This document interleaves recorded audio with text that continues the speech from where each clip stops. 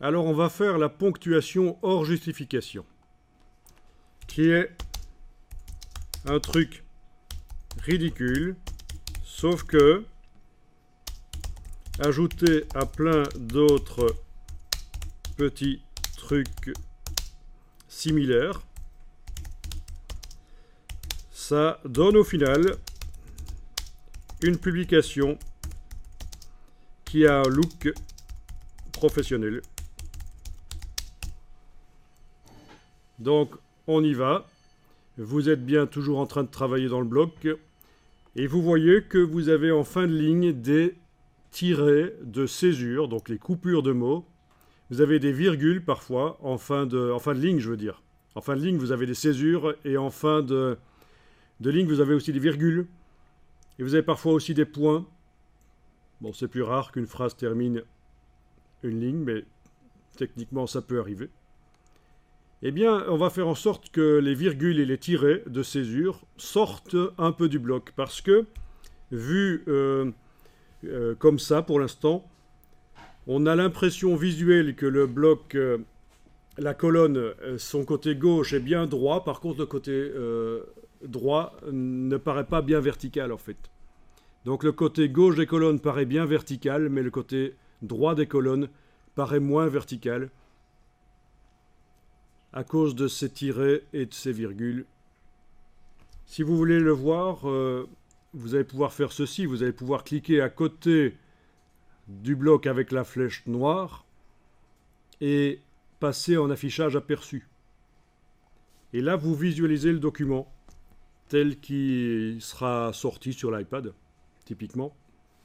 Donc en cliquant avec la flèche noire à côté de tout et en enclenchant l'aperçu ici, je ne l'ai pas dit tout à l'heure, mais je suis avec une palette des outils en 2 colonnes.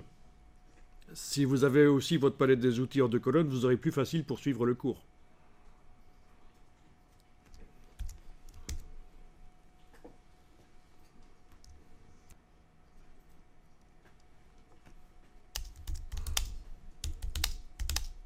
Donc j'indique ici, voir que le côté droit de la colonne paraît moins vertical que le côté gauche. Et donc, c'est pour cela qu'on va faire de la ponctuation hors justification.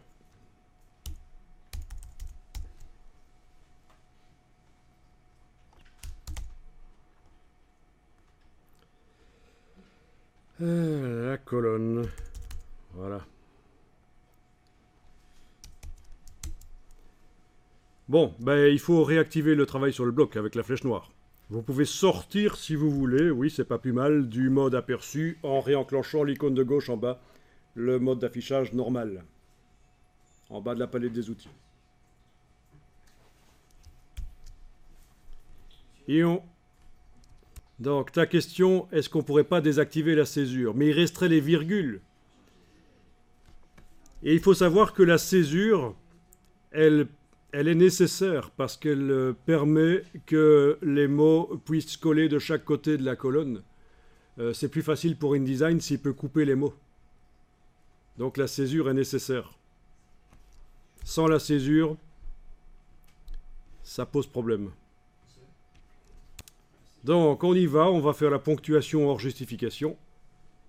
Menu fenêtre, texte et tableau, article. Menu fenêtre, texte et tableau, article. Et là, vous enclenchez l'alignement optique des marges et vous voyez ce qui se passe. Les césures, les tirets de césure et les virgules vont sortir un peu du bloc. C'est pas pour rien que ça s'appelle l'alignement optique des marges, c'est-à-dire que maintenant, grâce à ça, vu de loin, et là je vais cliquer à côté du bloc et enclencher l'aperçu dans le bas de la palette des outils, et bien normalement maintenant on devrait avoir l'impression que le côté droit de la colonne, de chaque colonne, est plus vertical. Alors, je vous l'avais dit, c'est quelque chose qui est ridicule, c'est un détail.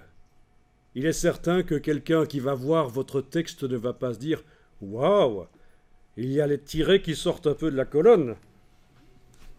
J'en suis tout retourné.